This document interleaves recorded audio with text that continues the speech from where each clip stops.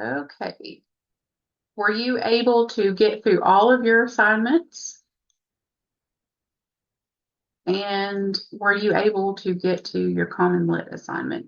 If you were able to complete all assignments, give me a yes in the chat box.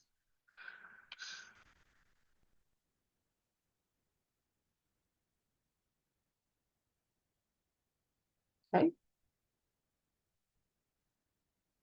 And if you did get your Common Lit assignment, give me a yes. If not, it's okay. Okay, somebody says they accidentally submitted one and got a bad grade. You can take those multiple times, so you can always go back in and do that one again, just so you know. And you can do that later.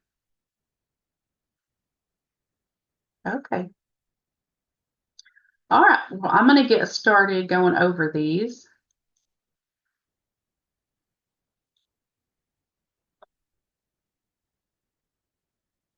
Just one moment. Make sure everybody's in. All right.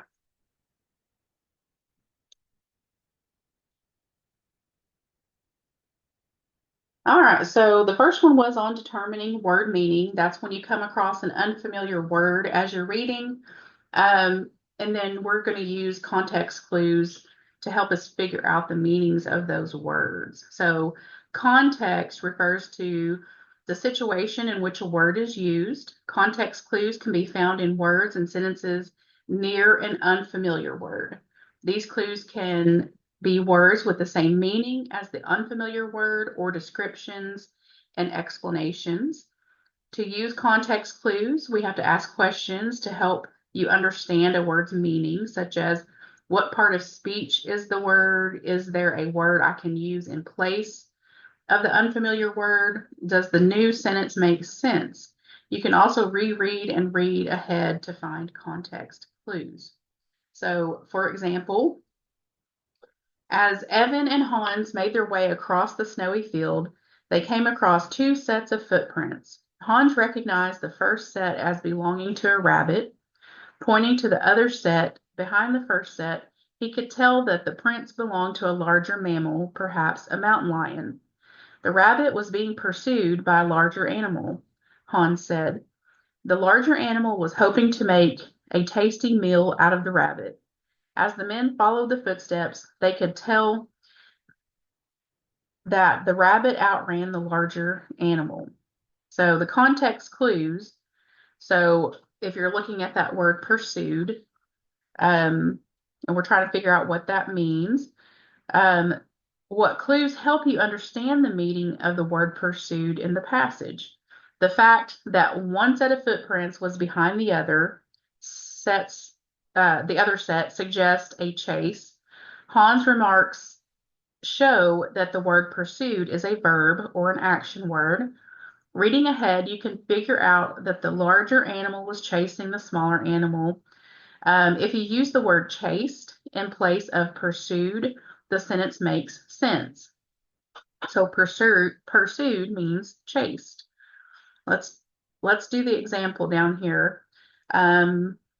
Hold on just one moment. Got some more people joining.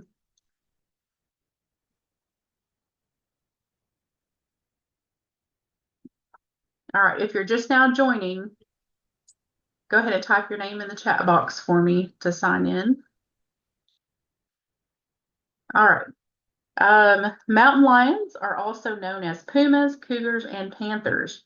They are large brownish cats that live in many different habitats.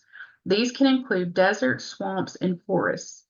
They prefer to be hidden rather than in the open in order to surprise their prey. What is the meaning of the word habitats as used in the passage? A, groups, B, places, C, patterns, or D, countries. What do you think it is? A, B, C, or D? Type that in the chat box for me. And just in case I forgot to mention it during last time, when you type in the chat box, that goes directly to me. I have it set that way so everybody else isn't seeing what you type, just so you know. All right. So the answer is B, places. So if you were to replace this habitats word, it would make complete sense. So if you said brownish cats that live in many different places, these can include deserts, swamps, and forests. That makes complete sense. Okay. So you know places has to be the correct answer, because if you put these in there, they wouldn't make as much sense in the paragraph. Okay, so your answer is B. All right, let's check out this next one. Mountain lions rarely attack humans. However, people should use caution while they're hiking or biking in wilderness areas where mountain lions are known to live. Here are a few recommendations for ensuring your safety when enjoying the outdoors. These suggestions will lessen the chances of having unwanted encounters with mountain lions. Number one, never hike alone. This is good advice whether or not mountain lions live in the area. Situations can arise in which you might need the help of another person. Two, keep your children near you at all times. Do not let them wander out of your sight. Three, if you see a mountain lion, try to stay calm. Do not run away from a mountain lion. This could elicit or set off the mountain lion's instinct to chase you as if you were prey. Do not move toward the mountain lion. Instead, stand your ground and make eye contact with the animal. Do not bend over or crouch down, because this will make you more closely resemble a mountain lion's four-legged prey. Stand upright and try to appear large. Speak in a loud voice and wave your arms. When the mountain lion sees that you are not prey, it will usually find a way to escape the situation. Just remember that when you first encounter a mountain lion, your main goal is to convince the lion that you are not its prey. By standing tall, speaking loudly, and waving your arms, you also tell the lion that you may be a danger to it. All right, number one says, here are a few recommendations for ensuring your safety when enjoying the outdoors. Which word means the same as the word recommendations? A, outdoors. B, suggestion. Three, chances. D, encounters. What do you think? A, B, C, or D? Okay, I got some answers rolling in.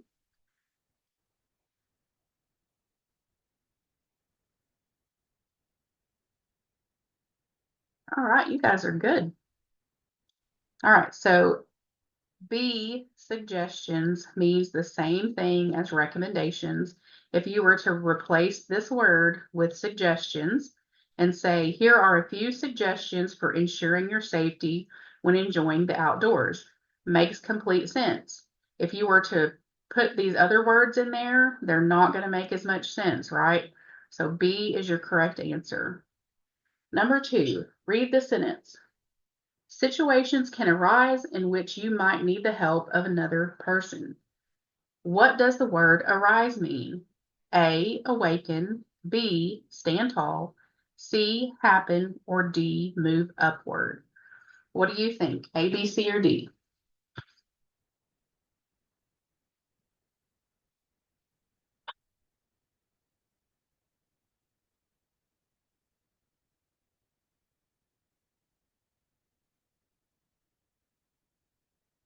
Okay. Okay. The correct answer is C. So let's try that one. Situations can happen in which you might need the help of another person. That makes pretty good sense. A lot of you thought it might have been A, so let's try that. Situations can awaken in which you might need the help of another person. So which one sounds better, right? C sounds better than awaken. So C would be your answer. Number three, this could elicit or set off the lion's instinct to chase you as if you were prey. What word or words help you understand the meaning of the word elicit? A, run away. B, set off. C, instinct. Or D, chase. What do you think? A, B, C, or D?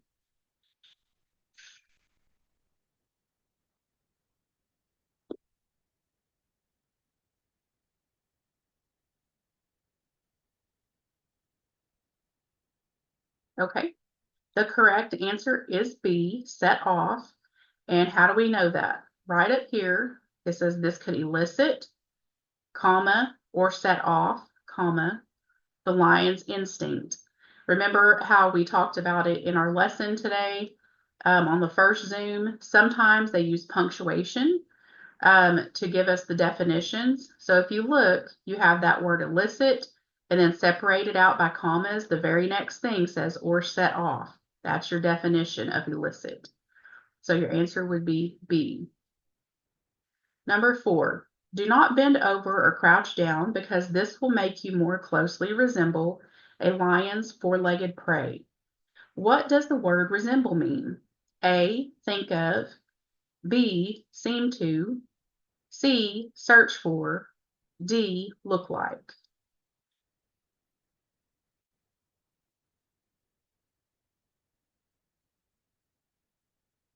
All right, very good. It is D, look like. And if you were to replace that word and said, because this will make you more closely look like a lion's four-legged prey, that's going to make much more sense than the rest of these.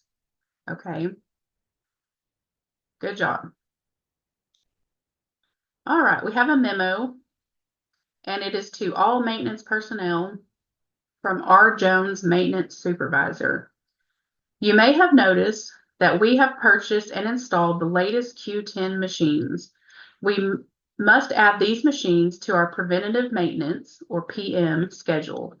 Familiarize yourself with the instruction manual your team leader will give you. Note that these are very technical machines that require careful PM. Your team leader will show all members of your team the PM procedures for the Q10.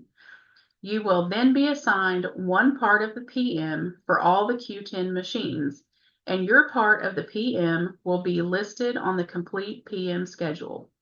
As with most PM, the Q10 will need to be lubricated or oiled every day with high-grade oil to make sure its moving parts run smoothly. Because the Q10 is a complex apparatus, the machine must be adjusted on a daily basis to make sure it performs efficiently. The flag on the machine tells how often each PM task must be done. Your team leader will assign and schedule these tasks for team members. All right. As a member of the machine maintenance team for a large manufacturing company, you receive this memo. Based on the passage, when machinery is lubricated, it is made slippery, given fuel, moved around, started up, or cleaned and washed. What do you think? We'll call this A, B, C, D, and E.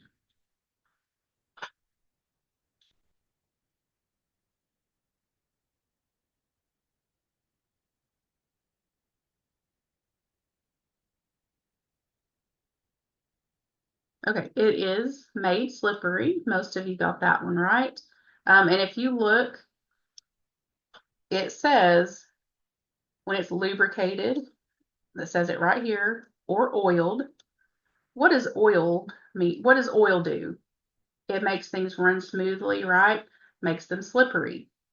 Okay, so sometimes you just have to kind of put that two and two together to make sure that it's moving around and running smoothly.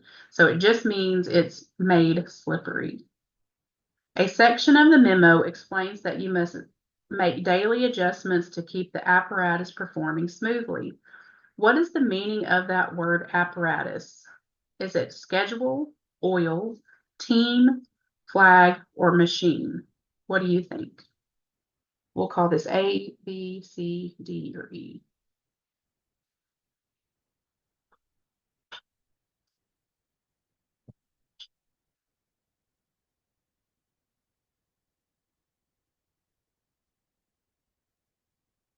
It is machine. And if you look over here where it talks about the apparatus, it says the Q10 is a complex apparatus. And then immediately after that, it calls it the machine. Okay.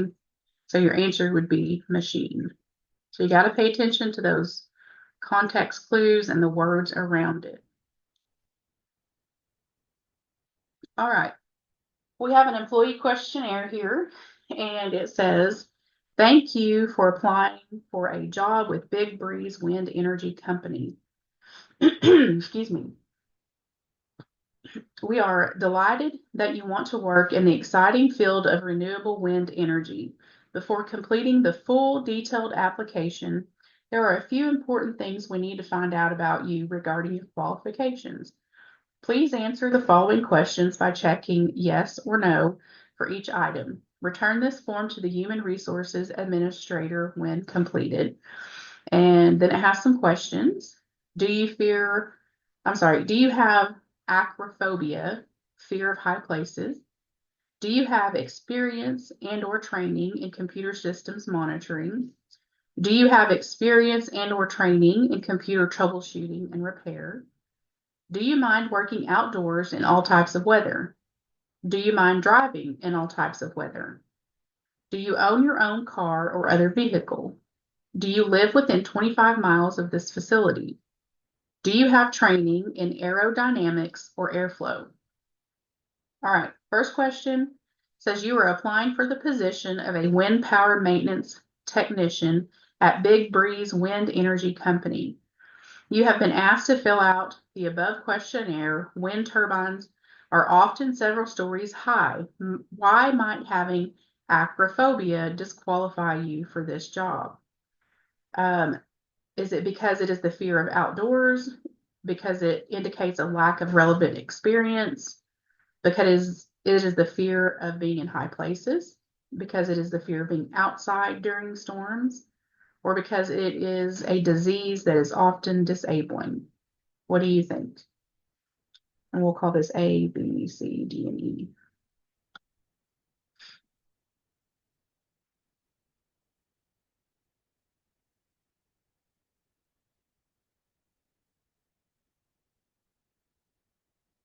Okay. All right, it is C because it is the fear of being in high places. How do we know that? That word acrophobia, where does it mention? That very first question, do you have acrophobia? And then look what they did right here in parentheses. They gave us the definition, fear of high places. Okay. Number 4, why might training in aerodynamics qualify you for this job is what that's supposed to say. That's a typo. You have training in zookeeping. You have training in system controls. You have training in storm chasing. You have training in airflow, or you have training working in high places. What do you think? A, B, C, D, or E?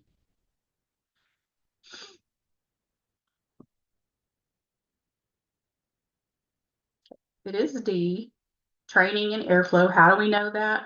Down here, it says, do you have training in aerodynamics? There's the word, comma, or airflow. Gives us the definition right there. Okay. Number 5, by finding out about an applicant's qualifications, the company is learning what? If the applicant has the skills needed for the job, the family history of the applicant, what the applicant wants for starting salary, how long the applicant plans to stay at this job, or whether the applicant likes to drive. All right, very good. The skills needed for the job. That's what they're trying to find out, right? Very good. All right, let's talk a little bit about connotation. We did not talk about this in class, so we're going to talk about it right now. This is why it's important to read this up here before you start answering questions, right?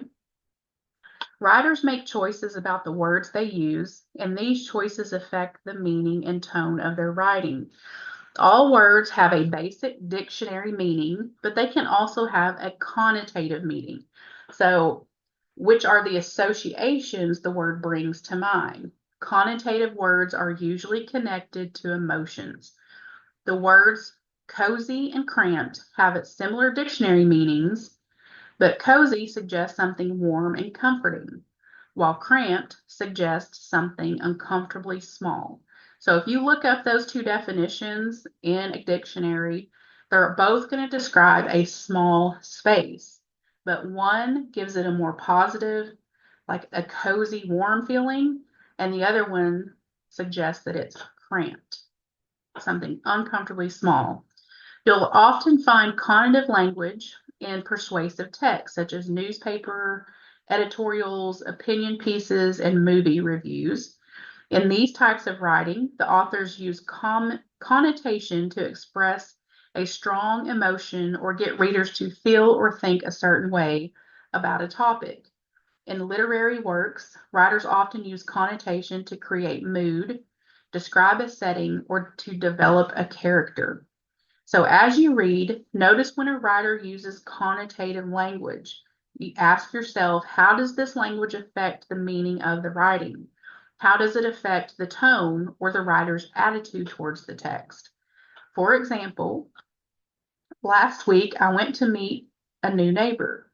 Shortly after I entered the woman's house, she scooped up a clawed creature and thrust it toward me. I stumbled backward onto the porch. Okay, so the connotative language is clawed creature. It's an accurate dictionary definition of a cat, but the words suggest a negative attitude towards the cat. The choice of the word thrust instead of gave suggests the use of force. The word stumbled instead of moved suggests being off balance. The connotative language conveys the writer's negative attitude towards the cat, while at the same time setting a humorous tone. So if I was a cat person, I loved cats, I would probably, if someone handed me a cat, I would probably not describe it as a clawed creature. I would say the cuddly ball of fur. She handed me a cuddly ball of fur or something like that. But if I'm not a cat person and you just throw your cat at me, I'm probably going to describe it differently, right? So I would say something more like this writer here says and calls it a clawed creature and says she thrust it at me. Okay, so you see the difference? That's connotation. Um, let's read this passage down here. The Princess Bride is a gold mine of quotes. Lines from this 1987 classic are still in use more than 30 years after the movie's release. Even today, some theaters show the movie and encourage fans to quote along with memorable lines such as inconceivable and as you wish. Has anybody ever watched The Princess Bride? I love this movie. It's a little bit older, but it is very entertaining. I love it. It's a classic. What is the connotation of the word classic as used in the passage? Right here is where it says this 1987 classic. Something that is old and typical of a period, something that is old but well maintained, something that is old but valuable, something that is old but stylish. What do you think? A, B, C, or D?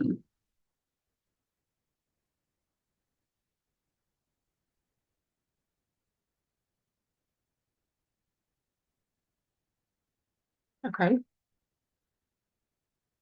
So classic as it's used is going to be something that is old but valuable.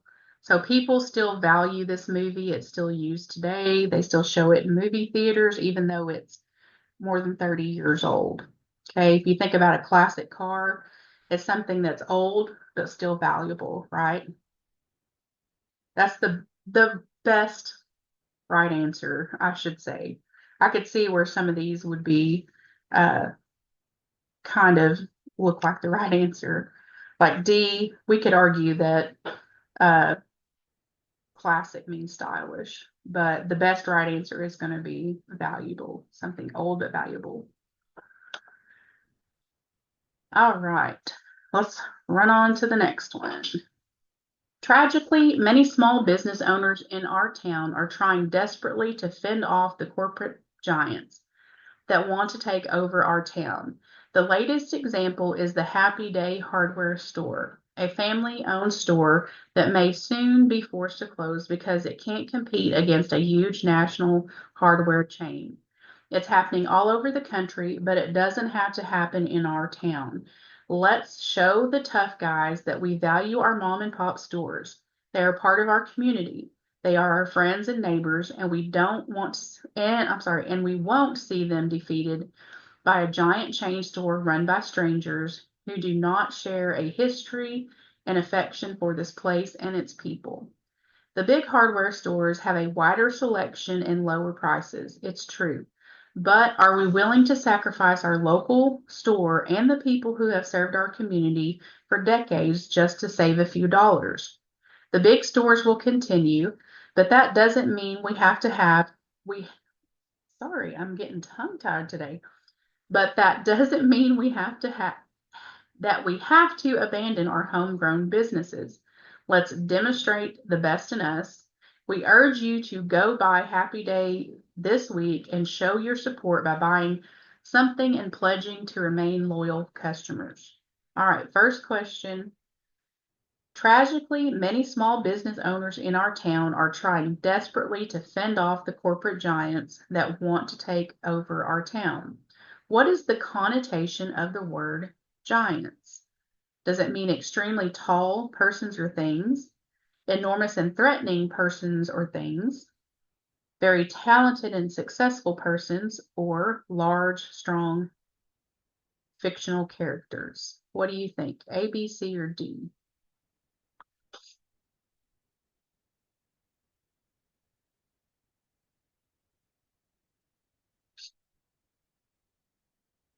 Okay. Corporate giants. Okay, the correct answer is B, enormous and threatening persons or things. So if you think about a corporate giant, that is, if you think about Walmart or Amazon, those are considered corporate giants because they are very large, not just in size, but in the power that they have. They have a lot of buying power, so they can buy lots of products at a cheaper price and then turn around and sell them at a cheaper price because they get them at a cheaper price to their customers. So mom and pop stores don't have the buying power because they're not as large of a corporation. And so they don't have that buying power to get things at a cheaper price. So they end up having to charge a little more to their customers. So they can't really compete and keep up sometimes with those corporate giants. So if you look at it from that aspect, it's an enormous threatening thing to a mom and pop business or a personally owned business. Okay. They are our friends and neighbors, and we won't see them defeated by a giant chain store run by strangers who do not share a history and affection for this place and its people. And then they have strangers underlined. And it says, what tone is suggested by the writer's use of the word strangers? Is it a humorous tone, a hopeless tone, a tragic tone, or a threatening tone? What do you think? A, B, C, or D?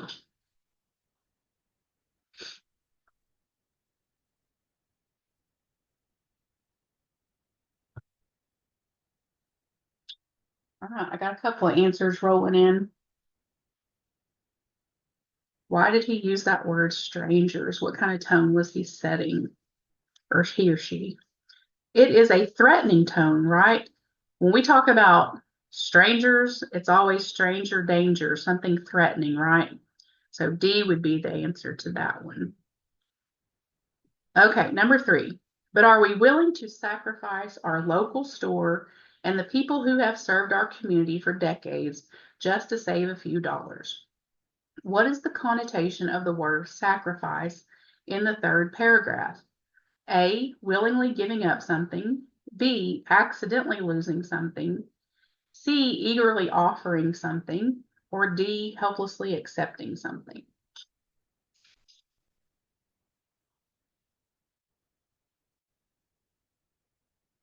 All right. You guys are good.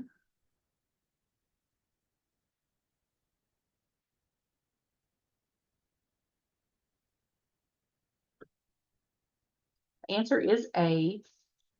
It just means to willingly give up something. That's how it was used. It says, are we willing to sacrifice our local store? Are we willing to give that up just to save a few dollars? Which word in the last paragraph best suggests its persuasive tone? So if we're talking about persuasive, that means they're trying to persuade somebody to do something or think a certain way. So is it abandon, homegrown, urge, or loyal? Which word in the paragraph suggests a persuasive tone?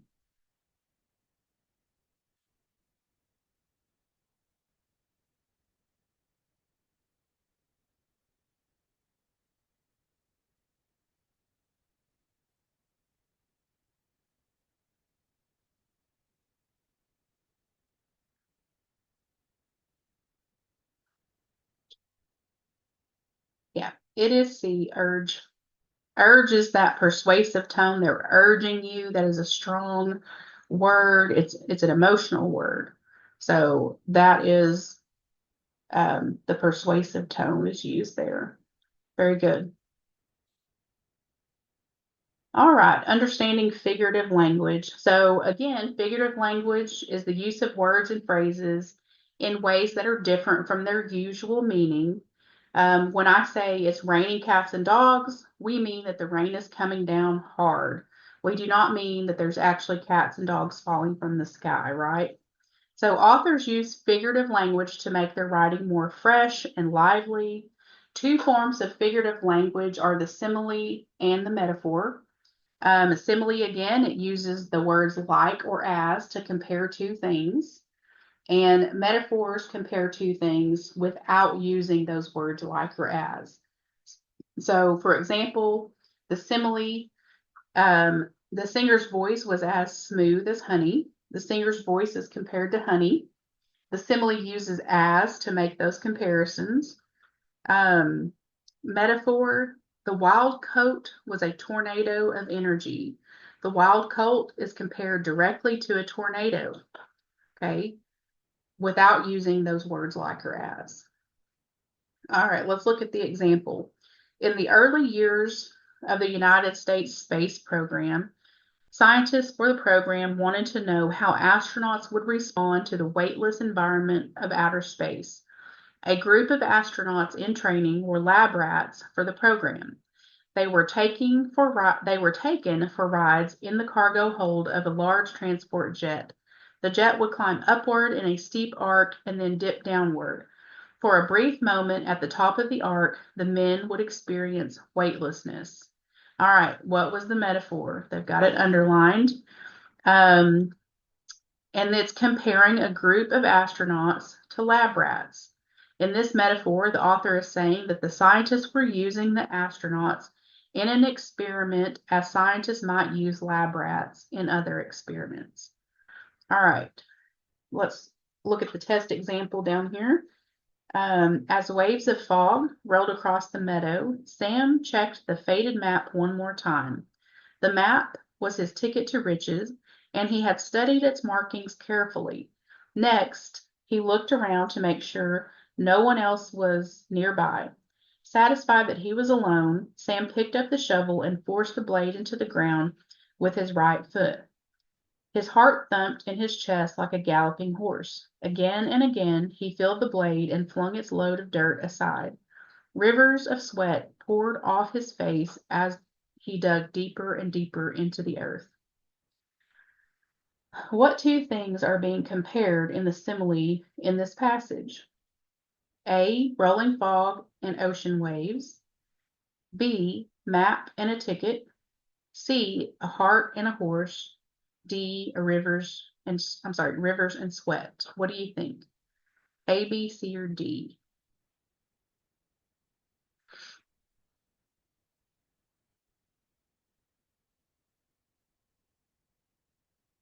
Okay, so first let's see where the metaphor is. His heart thumped in his chest like a galloping horse. What are we comparing? Here's the like word. So the heart to a horse. That's what we're comparing. So your answer would be C. So in similes, we're always looking for where they're comparing two things, either using like or as. All right, let's look at this one.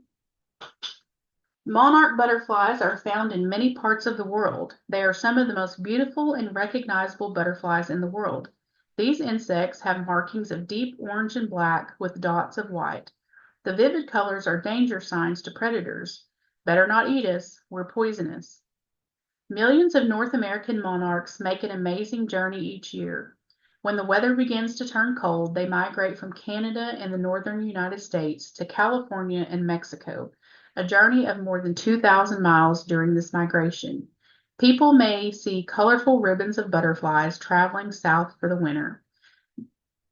They spend the season in the mountains of Mexico. Females begin laying their eggs in early spring, some in Mexico and some along their journey northward. They lay tiny eggs on milkweed plants. These glistening miniature pearls decorate the plants for about 4 days. Small green and white caterpillars soon emerge from the eggs. They feed on the milkweed leaves like eating machines. After a couple of weeks, the fattened caterpillars attach themselves to leaves or branches, shed their skins, and form hard shells. In 9 to 15 days, butterflies emerge from the shells and open their wings as delicately as the unfolding of flower petals, and they take to the skies. All right, number 1 says in the first paragraph, which of these is a metaphor? So we're just talking about in this first paragraph, A, most beautiful and recognizable butterflies in the world. B, markings of deep orange and black with dots of white. C, vivid colors are danger signs to predators. Or D, better not eat us, we're poisonous. So we're looking for a metaphor. What do we know about metaphors? They compare two things without using like or as. So which do you think it is? A, B, C, or D?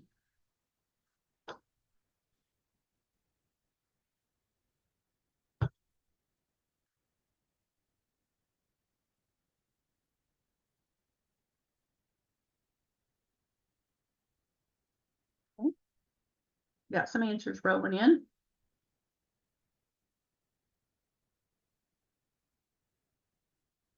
Okay, the correct answer is C. Vivid colors are danger signs. What are we comparing? Their colors to danger signs. Okay, and they're just simply saying they are. So that's what makes it a metaphor. Okay, very good. In the metaphor in the second paragraph, what two things are being compared? So we're talking about this. So let's find the metaphor. Let's see. Millions of North American monarchs make an amazing journey. When the weather begins to turn cold, they migrate from Canada and the United States to California and Mexico, a journey of more than 2,000 miles. During this migration, people may see colorful ribbons of butterflies. This sounds like a metaphor.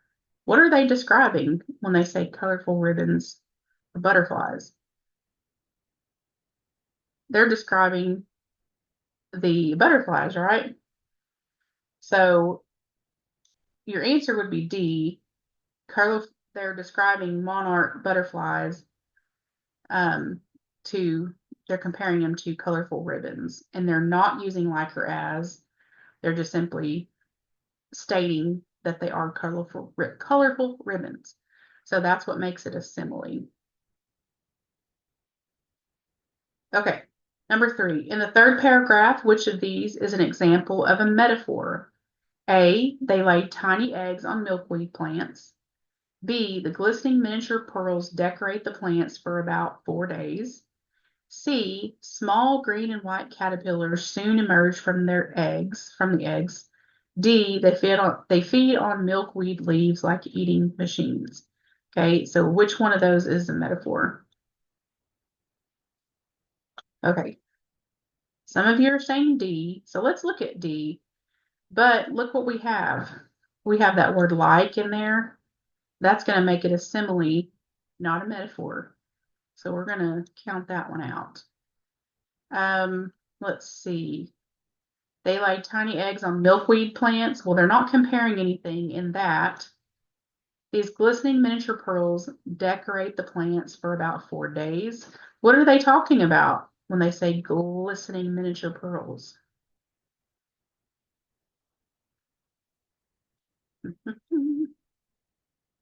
They're talking about the eggs, right? So they're comparing eggs to glistening miniature pearls.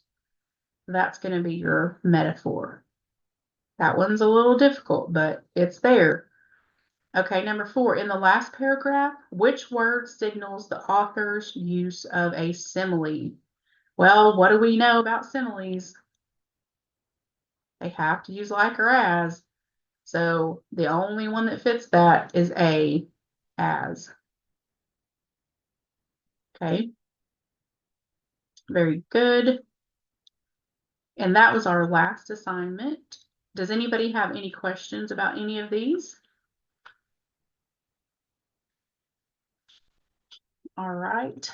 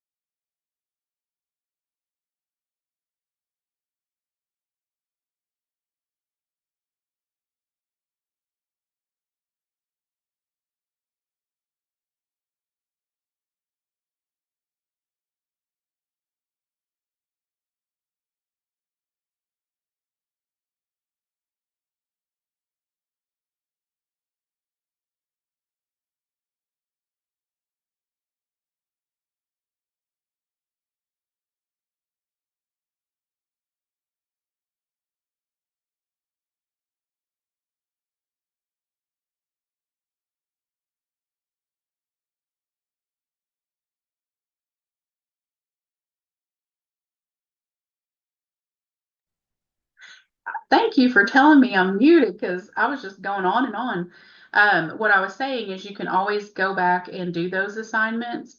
And don't forget that when you're doing assignments, you don't have to memorize that passage when you read it. Some people think that you're supposed to just read it and automatically be able to answer those questions. No, you're going to go back and forth. You're going to go skim back over it and look for things. Okay. All of the assignments are going to have that passage you can refer back to when you're taking TABE test. You're always going to be able to refer back to that passage, GED test. You can look back at your passage. 95% of people do not memorize everything they read and just answer questions. They have to go back and skim over to find the answers. Okay.